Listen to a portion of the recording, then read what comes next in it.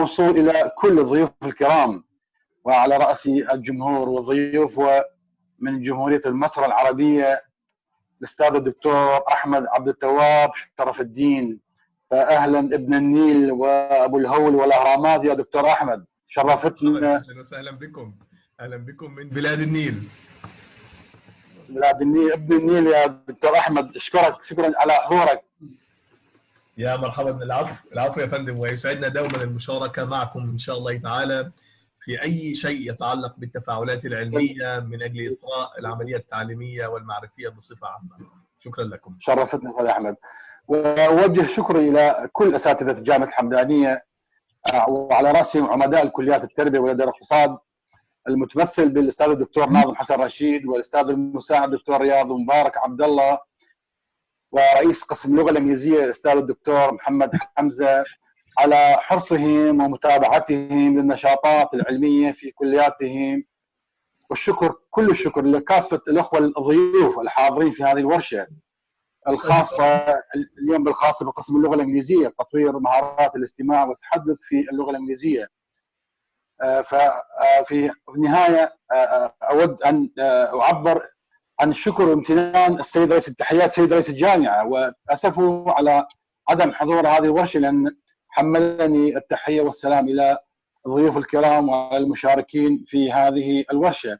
وأتمنى من الله سبحانه وتعالى التوفيق للسادة الأخوة المحاضرين، وعلى رأسهم الدكتور أحمد العزيز والمشاركين الفائدة من هذا. والسلام عليكم ورحمة الله وبركاته، وأترك لكم أن تنالوا حصتكم في هذه الورشة مع خالص أمنياتي. شكرا جزيلا. شكرا للدكتور خزعل ياسين مصطفى المساعد العلمي لجامعتنا. مثل ما نعرف الآن سوف نبدأ بالمحاضرات. المحاضرة الأولى سوف يلقيها الأستاذ الدكتور أحمد عبد التواب شرف الدين من جامعة المنوفية كلية الآداب. وقبل المحاضرة هناك نبذة مختصرة عن السيرة التدريسية للدكتور أحمد عبد التواب شرف الدين، وهو حاصل على درجة الماجستير والدكتوراه في اللغة الإنجليزية. عمل في مصر والولايات المتحدة الأمريكية وتركيا. حاصل على منحة فول برايت للتدريس في جامعة ولاية نيويورك بالولايات المتحدة الأمريكية للعام الدراسي 2007-2008. قام بالتدريس في جامعة ويليام أند ماري بولاية فيرجينيا بالولايات المتحدة الأمريكية. قام أيضا بالتدريس في جامعة ويك فورست في كارولينا الشمالية. قام تأليف كتابين حول الدور اللغة ودوره في مجال السياسي والاجتماعي. قام بتقديم برنامج تلفزيوني عبر القنوات الفضائية المصرية في مجال العلوم اللغوية. عمل أيضا في البرنامج الصيفي لكلية ميدلبري بولاية كاليفورنيا. يعمل كمترجم فوري في المؤتمرات الدولية داخل وخارج مصر. وفي الوقت الحالي يعمل في مجال التدريس اللغة الإنجليزية والصوتيات والمحادثة وامتحانات التوفل ورفع مستوى الكفاءة اللغوية للتدريسيين. مثل ما نعرف الورشة عبارة عن تطوير مهارات الاستماع والتحدث باللغة الإنجليزية. يعني الورشة هي ترجمة العنوان لغير الناطقين أو غير المهتمين باللغة الإنجليزية. ولذلك راح نفسح المجال للدكتور أحمد عبد التواب لإلقاء محاضرته، فليتفضل مشكورا. السلام عليكم ورحمة الله وبركاته. I just wanted at the beginning, I just want to make sure that my presentation is already shown perfectly. So let me just make a sharing for my screen here. Hopefully it should work fine. Is it shown now? Can you just see my presentation? Can you just see the slides? عفوا دكتور، يمكن عندك شوية مشكلة بالصوت. إذا عندك مايك أو سماعات تستخدم. طيب كده الصوت أفضل؟ إيه نعم. All right. So I should come closer to the speakers of my tablet. So thank you very much for giving me this opportunity to talk today. So today our topic is all about developing the listening and speaking skills and how to acquire such skills when it comes to increasing our proficiency in language in general. As you probably might know that we have different skills in order to be able to practice language in a perfect way. We have 4 major skills. Most of the linguists, they talk about that. It's the speaking, the listening, the writing, and reading. But there is something that could probably go beyond what we have known. It's something which is called the communicative approaches in acquiring the skills of language. And so the first slide that I have here today, can you just see that? Can you just see the slides? It's clear. Okay, so the first slide that I have here today, it says unusual strategies to improve our speaking and listening skills. And I just stressed on the notion, on the idea of the word unusual. And I said yes and yes. Because nowadays and today, we are looking for something that could be not traditional. We are looking for something innovative, something that could be very creative. And that's what we really need nowadays. So today in my presentation, I would like to summarize very, very few techniques that could be used when it comes to practicing, when it comes to acquiring language. So I'm not going to take a long time because I know that there are other presenters that are going to talk about the same topic. So the first slide that I have here today, the first technique probably I would recommend everyone to handle this approach if you would like just to start learning language from scratch. It is watching movies without looking at the translation. As you probably might know, that most people when they watch for any kind of foreign movie, they watch the translation or probably the captions, the translated captions. Well, when it comes, if you like just to be perfect in acquiring language, I probably would recommend the first technique here, which is how to watch a movie without giving attention to the translation. And I just mentioned here, wait a minute, watching movies without actual watching. Again, watching movies without actual watching. I know that could be weird and strange, but this activity, as a matter of fact... I'm so sorry for interruption, but I think we cannot hear you very clearly. Mm-hmm. So if you have another spot where you have better connection, that would be perfect. I think now it's okay. Is it okay now? Yeah. Yes. Yeah. I'm terribly sorry for interrupting. Oh, that's fine. Go ahead. I just wanted to make sure that all the attendees today could listen to me in a good way. Exactly. That's what I want to make sure about. That's why I interrupted. I'm sorry. All right. So I think that when it comes to the first technique here, guys, which is to watch movies, it's something that is innovative, entertaining, and it sounds a little bit strange and weird. But this activity, as a matter of fact, this activity tremendously improves our listening comprehension, which is something that could be very, very helpful, as a matter of fact. I just got a message now. Someone actually sent me a message telling me that the PowerPoint slides are not clear. Is it clear or not? Because if it's not, then I just take it another way. It's not actually. Oh, okay, so we can just, how does it sound now? Let me just try this one. The slides are fine, but the problem is with your voice, actually. Okay, how about this one? The connection, I think. I think it's better now. Thank you. Okay, can you just see it now? Is it clear? دكتور أحمد حاول تطفي النوافذ اللي على الجوجل كروم أكبر عدد من النوافذ. Okay. لأن هيصير على الحاسب لودينج. Alright.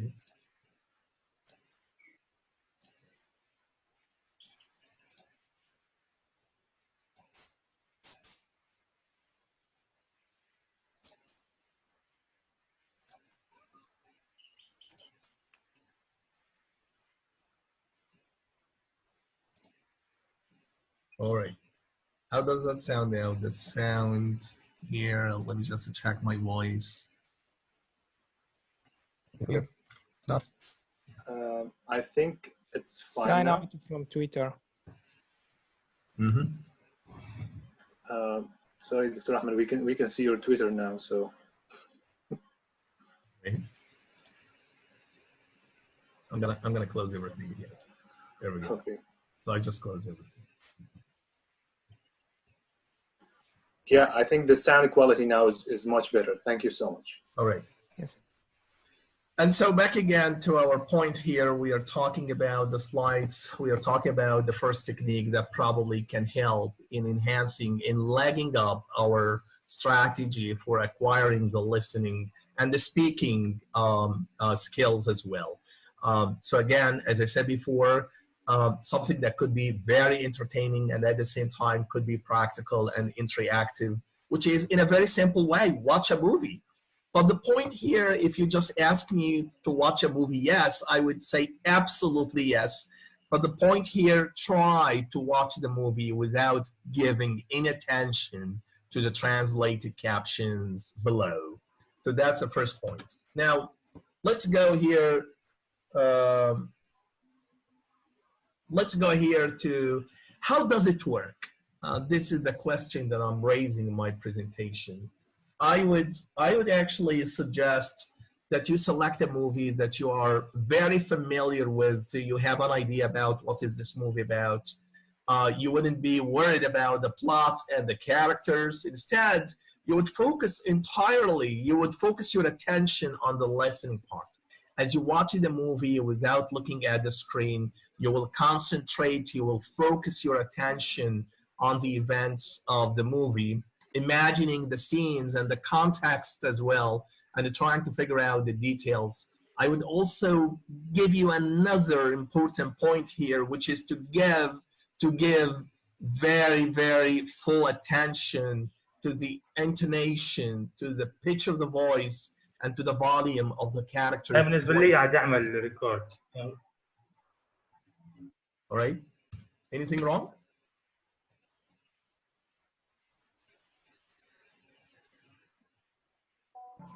No, Dr. Ahmed, go ahead.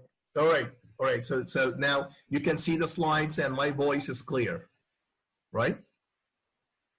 Yes, yes. All right. All right. Now let's go here to the other slide because I know that I'm going to have a time limit, something like 10 minutes or 15 minutes. So let's go here to this following slide. Find an English-speaking conversation partner. This is something very important because we always talk about that language is a living entity. And we are talking about something that could be increased by practicing, by having more practical ways in order to support, in order to activate, in order to refresh our memory when it comes to practicing language. So the second point again, or the second technique, is just to find something which is called the ambience. Find an English-speaking conversation partner, someone who you can talk with in order to practice more of the language skills. Now, let's go here. Somebody just raising his hand on the screen. All right. There's also something, this is another technique when it comes to how to develop. Today, our talk is about the techniques of the conversation and the techniques of listening and speaking. So something I would consider as an important advice to make sure to listen and at the same time, to speak. So we're gonna have both sides. We're gonna have the listening part and speaking part, both of them coming parallel together.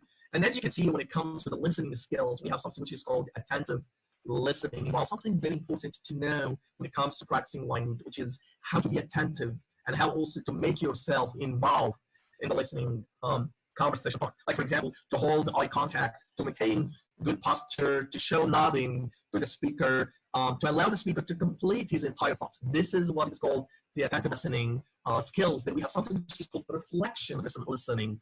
In another way, it's all about repeating and paraphrasing what the speaker has said in order to show truly that you understand what he's just saying to you. Let's go here to another technique that I have today. It's something which is called to record your conversational practicing. Try to speak louder and louder. And I'm going to talk about that in the following slide. So when you read something, when you talk about something, try to record your voice. This is extremely important, as a matter of fact, which is recording your voice will help you to see yourself and to listen to yourself. And that will push you to make self-evaluation for yourself. And this is something very important as well. Now, the other technique that I would also recommend is just to surround yourself with English language environment. And here, when I just say surrounding yourself, I mean here, if you like to be fluent in language, you need to practice the language. But how can I practice that? Put yourself in the environment, an overwhelming English-speaking environment. That would really help you a lot to acquire a great level of proficiency level in English. Another technique that I would recommend you to do as well, which is to practice with music and with movies. This is very important. As long as we are talking about language as a way of interaction, then we should have a sense of being interactive with others. One of the ways that probably can help is just to listen to songs and to music that can really help you also to acquire different skills in language. Read aloud. When you make something like when you read the text in English, and you read that, but not silently, but you read that in a louding mood. In this way, that can help you to make your tongue get adaptable to English. كما نقولها بالعربية اللسان ينفك أو اللسان يستطيع أن يجاري استخدام اللغة. Another different technique, and I know that could be very weird as well, which is talk to yourself. It's not going to be a crazy thing. I know that some people probably will say, oh, no, I'm not going to be like a crazy man talking to myself. No, do it. Try to practice. Talk to yourself. Ask yourself different questions. Give yourself instructions all the time, because that would really help you to make practicing for English. Regarding this technique, and as I said, it might sound strange, but honestly, I did that on a personal level for so many times. And I'm still doing this just for the purpose of practicing English. And believe it or not, I found that this is truly very helpful when it comes to practicing language. Finally, and that's probably going to be the final part today, I don't want to talk a lot, just to open the door for more questions. Research shows that people can better and more effectively memorize foreign language vocabulary if they add like multiple types of learning. Again, it's the multiple types of learning at the same time. So all of them happening in a coincidence style, by using the visual technique, by seeing what you are learning, by auditory technique, by just listening, and kinesthetic as well, by doing something, moving, standing, talking to the other side. And when it comes to the visual learning, this is probably going to be the last note that I have. It's all about the characteristics of visual learning, something extremely important. You see something to learn, you like something, you take notes, you struggle with, you watch, you imagine, you visualize. All of these elements together can help you in practicing. Like, I guess this is the end of my presentation today. Please, if you have any questions, if you have any comments, let me know about that. You have already on the slides here my phone number, my WhatsApp number, my Facebook account. So please, if you have any question, don't be hesitant. Write to me and I will be responding immediately to your question. Thank you very much for listening to me, and thank you for having me as well. Thank you. Thank you very much دكتور أحمد. تحت المجال للأسئلة. معنا الأستاذ علي البارودي. نعم. نعم. Good evening, everybody. I'm not going to take a lot, but let me tell you something.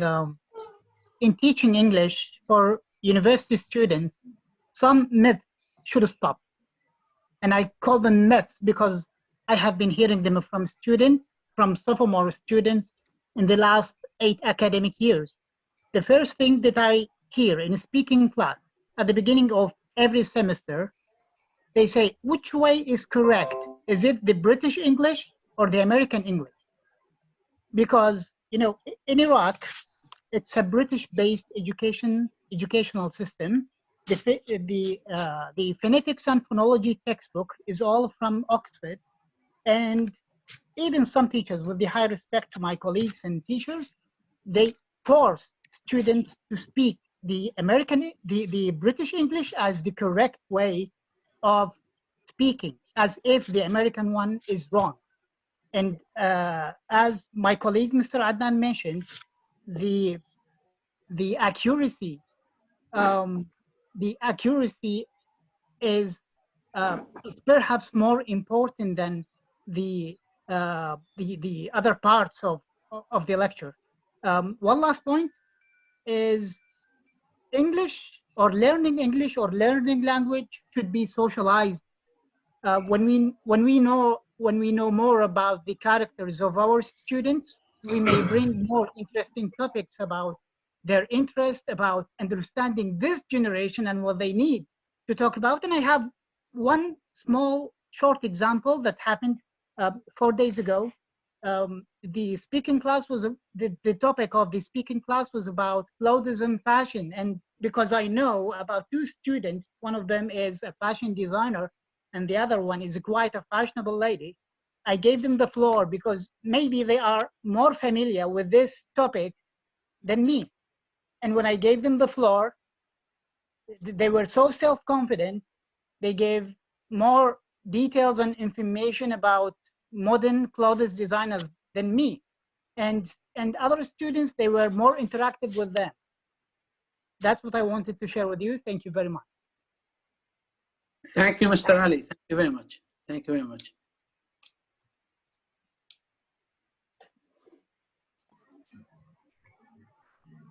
نعم أستاذ محمد السل. Also, we have Dr. Ghada. She wants to ask a question. لا العفو، بس عندنا يمكن الأستاذ أنور بالبداية رافع ايده. عفوا. ورا آخر. اوكي، and الأستاذ أنور عبد الوهاب. تفضل أستاذ أنور.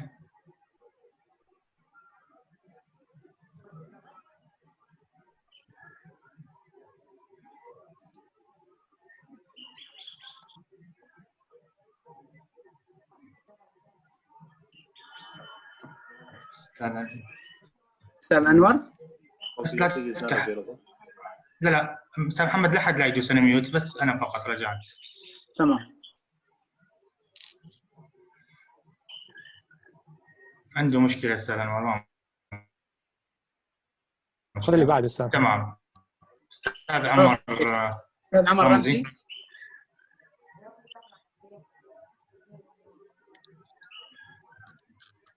اللي بعده دكتور هذا. دكتورة غادة. دكتورة غادة.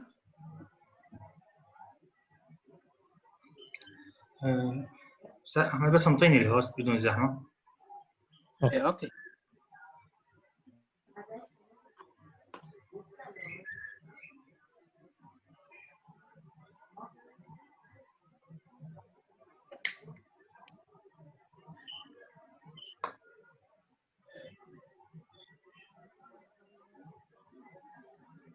كن فتح على الأستاذ ليث يونس. هسه أحاول كل إن شاء الله أرجع عليهم. أستاذ ليث. Hello everyone. Good evening. I would like to welcome all the representatives for the lectures here, especially Dr. Ahmad and the Department of English and Alhamdaniya University. I have some few topics here. Like we in talking, we can use something which they called elevator speech. That's mean the speech which you can use it in the conference and in the parties and in the traditional meeting. It will be concentrated and also consist your story. Also, you can talk slowly, and that make the second part understand what you are talking. Also, you can use pause when you talk also. Also, you can use raise and lower your voice. And in the end, also you can use the what we call the body language. Thanks.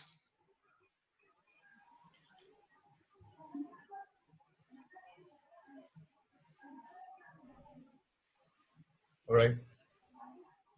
Any more questions? Comment on his what he said. I'm not quite sure if my voice is clear. It's so clear. Is it clear now? Yep. All right. That's clear. I'm gonna handle the first question regarding the first person who asked the question for learning language, and when it comes to different generations, the need for how to acquire language. And he was just asking a simple question: how can we just handle with the new generation, and it comes especially when it comes to the way of learning? And because he was just telling us about the old techniques, all the old fashion and the new fashions as well. And my answer to you in a very simple way, for sure there is a difference between both sides, between the old generation and the new generation. I remember 20 or 25 years ago when I was learning language, it's entirely different from what we have today. And I have today the new generation. I have my niece and I have my nephew, and they practice language, and they are 7 or 8 years old, and they interact completely with technological devices. So the key word here is all about technology. 20 years ago, we didn't have such a prosperity, which is technological ways. But today and nowadays, we have something very powerful, which is technology. So my advice, well, number one, my answer to you, yes, there is a difference between the old generation and the new generation when it comes to the mentality, when it comes to the mindset, when it comes to the ways of learning language. And my advice, again, is just to think about creative and innovative way to engage them for learning. This is the first part of the question. The second part of the question, is the voice clear? Yep. All right. So the second part of the question regarding the British and the American English, it is the controversial, the most contentious argument that we have when it comes to learning language. I'm going to tell you something. When I was in the United States, and I spent a few years working there, I was just asking people there about their American accent and the British way. believe it or not, I found some of them telling me, look, Ahmad, we are speaking sloppy English. Again, it's a sloppy English. But again, I don't want to be biased, and I don't want just to stand for one side on the other side. But let me tell you something. When we learn Arabic, حينما نتعلم العربية، هل نتعلم العربية المصرية باللهجة المصرية أم باللهجة العراقية? Imagine that there is someone who would like to learn Arabic. Would you teach him Egyptian style of Arabic language or Iraqi style of Arabic language? None of that. None of them. You're going to teach him how to speak standard Arabic. Is that right? I guess so. So this is the way of how to acquire and how to learn language. It's not from the very beginning about the American style or the British style, but it's more about how to be clear. It's more about how to be accurate. It's more about how to be communicative, powerful, and persuasive when it comes to language. This is the bottom line of learning language, but it's not about the British and the American style, but it's more about to communicate in a professional, in a perfect, in an accurate and a clear way. This is the bottom line. Yes. Thank you very much. I would like here to say something for Mr. Ali. As we know, the style of learning and teaching English 30 or 25 years ago, based on the books, the traditional ones, and all of us, we know that the language of those books, it was in the British accent, on British English. But nowadays, we have 2 points. That the first one, as Dr. Ahmed mentioned, that the technology, so you can via Google, you can via internet, do whatever you want. And second, or number 2, is the media. So after 2003, we have hundreds TV channels, and all of them, particularly every day, show American movies. And here, the media how played a great role of the American accent, how affected the people, especially the learners who wants to learn the language actually. طبعا يبقى لنا سؤال أخير وننطي المجال للدكتور محمد حمزة رئيس قسم اللغة الإنجليزية لإلقاء كلمته.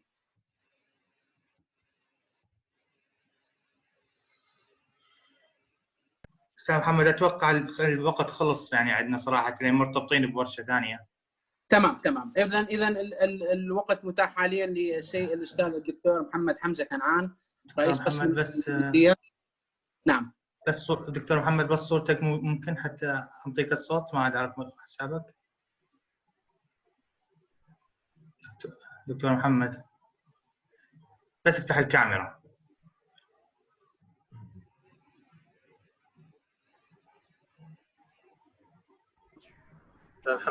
محمد كنعان. تمام. ساعدنا إذا شوف انطي أنت عندك الصلاحية. الو. اهلا دكتور، تفضل. اسمع؟ نعم اسمع تفضل. السلام عليكم جميعا ورحمة الله وبركاته. Special thanks to our dear guest, Dr. Ahmed. Thank you very much, Dr. Muhammad, for having me today. Beautiful presentation of his lecture, and I thank all of you, all of attendants. I have some points. I'll be very quickly. Number 1, which approach to follow in teaching, listening, and speaking? Teacher-centered approach or learner-centered approach? Number 1. Number 2, with regard to Mr. Adnan, he says, which is more important, fluency or accuracy? I think that both are of equal importance. The question is, which comes first, accuracy or fluency? Number 3, with regard to interruption, should the teacher interrupt the student when he makes a mistake, or which strategy he should follow in correcting mistakes or errors? And thank you for all of you. وفي البداية نسينا نقدم شكرنا وتقديرنا العالي لأستاذنا الفاضل الدكتور عقيل الأعرجي رئيس الجامعة المحترم على جهوده الجبارة والعظيمة التي يبذلها في إقامة الورش والنشاطات وحضوره الدائم والمميز ومشاركته في تلك الفعاليات، وهذا يدل على اهتمامه البالغ برفع مكانة جامعتنا بين الجامعات الأخرى، وقد تحقق الكثير بفضل جهوده المتميزة.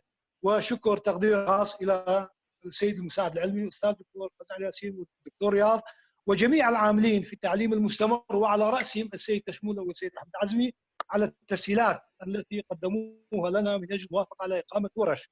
شكر وتقدير خاص إلى أستاذنا الكبير أحمد عبد التواب شرف الدين، فأهلا ومرحبا به، حياكم الله. كما نرحب أيضا بالضيوف الكرام، وشكرا للجميع والسلام عليكم ورحمة الله وبركاته. Actually, the first question will be Dr. Ahmed, he will answer it. Yes. The second, Mr. Adnan, he will answer it, and I will answer the last part of the questions. Regarding the first question, I think that when it comes to learning language, it's a comprehensive approach. So I'm not going to say it should be the learner-based or the teacher-based, both of them together. We can also add some other different approaches that could be unusual, that could be creative and innovative as well. Something that we probably can use all-inclusive ways for learning language, because at the end, knowledge, it's all about the product, and we have the producer of the product and we have the consumer. So the old ways before, like we should have the knowledge producer and someone who's receiving that doesn't work nowadays. Today, knowledge is consumed and is produced by the same person. So I'm going to stand for the idea to have a comprehensive approach for both sides. This is regarding the first point. Okay, thank you very much. Mr. Adnan, please, second question. Okay, thank you, Dr. Mohammed Hamza, for your comments. Thank you for being part of the presentation with your question. I think, yes, both are important, accuracy and fluency. And as you said, and I said also in the beginning, maybe one in the beginner level of the language, in a very earlier stage of the language learning, maybe one can focus on fluency more than, a little bit more than accuracy, so that students are not becoming, afraid of the language or making mistakes. So maybe we can forgive the students for making some grammatical mistakes or pronunciation mistakes in the beginning, just to get some fluency, confidence, and motivation. After that, in the next level of the language learning, maybe we can focus on both equally and treat the fluency and the accuracy issues alike in that level. So, yeah. Thank you very much. And the last part of the question, or the third question, is it's important to interrupt the students when he makes mistakes. Yeah, of course, it's not important, but when? At the first two levels of learning English language, as we know, we have 6 levels of learning English language or any language. So at the first 2 levels, it's not important to interrupt the students or stop him when he is talking and saying, no, this is wrong, you should read it again, or you should say it again, or you should say it in this way, or correcting his pronunciation. Actually, as I said at the beginning, this is something psychological. Then the students or the learner will feel that he did something wrong, and his motivation will be low, and this will lead him to stop learning. No, you can correct his mistakes after finishing his speech, or after finishing his dialogue, or a passage when he is reading or speaking, or even when he is listening and understanding wrongly your speech. So once he finished his speech or his reading, then you are going to say, thank you very much, but you should think about that word, you should change it, and it's better to say it in this way, not in that way. Okay, I think this is a great motivation for him to learn more and more. And as we know, the English language is not a drink that we drink it and the next day we can speak fluently, but you can do it like I think, as I said, day by day, getting a great experience, and then you will be at least you can express yourself, okay, with the native speakers. Thank you very much, Dr. Mohammed. قسم اللغه الانجليزيه. تسلموا بالكرم، ممنون. شكرا جزيلا دكتور. باخر الورشه لحظه والله محمد، يمكن نسينا شكرنا وتقديرنا الى الضيوف الاعزاء الكرام اللي تابعونا عبر الرابط، فاهلا وسهلا بهم وحياهم الله جميعا. ان شاء الله. شكرا دكتور. بنهايه ورشتنا ان شاء الله، هذه الورشه الاولى وليست الاخيره، نتمنى الجميع اخذ ولو فكره عامه عن الموضوع. الدكتور احمد عبد التواب مشكور شكر خاص على حضوره ومشاركته الفعاله. ايضا استاذ عدنان شكر خاص على تحضيره وحضوره ومشاركه الفعاله في الورشه. عفوا، شكر خاص للاستاذ احمد عزمي، شكر خاص للاستاذ محمد علاء كشموله، اللي صراحه لولاهم لما ظهرت هذه الورشه بهذا الشكل المتميز. ان شاء الله لنا لقاء قريب جدا جدا من خلال ورش اخرى، ومن خلال ايضا استضافه اساتذه من خارج البلد، واكيد لنا لقاء اخر مع الدكتور احمد عبد التواب عن قريب جدا في ورشه ثانيه ينظمها ايضا قسم اللغه الانجليزيه في كليه التربيه جامعه الحمدانيه، ولكن هالمره راح نتناول جانب الترجمه. شكرا جزيلا. شكرا جزيلا. وطبعا ان شاء الله الساعه 10:30 عندنا صالون قسم اللغه العربيه همين، فاحنا راح نتحول ان شاء الله على الورشه الثانيه بنفس الحساب، وراح يدير الاستاذ احمد واستاذ ظافر. شكرا جزيلا. شكرا جزيلا. فاللي يحب يبقى يبقى، واللي يحب ياخذ راحته ياخذ راحته. شكرا جزيلا. شكرا لكم جميعا. شكرا دكتور احمد، يعني ابدعت ونتشرف بك. شكرا لكم جميعا. شكرا دكتور احمد عبد التواب، تحياتي. شرفنا بك. شكرا دكتور احمد، مع السلامه. ان شاء الله نظل على تواصل. تحياتي دكتور. السلام عليكم. مع السلامه.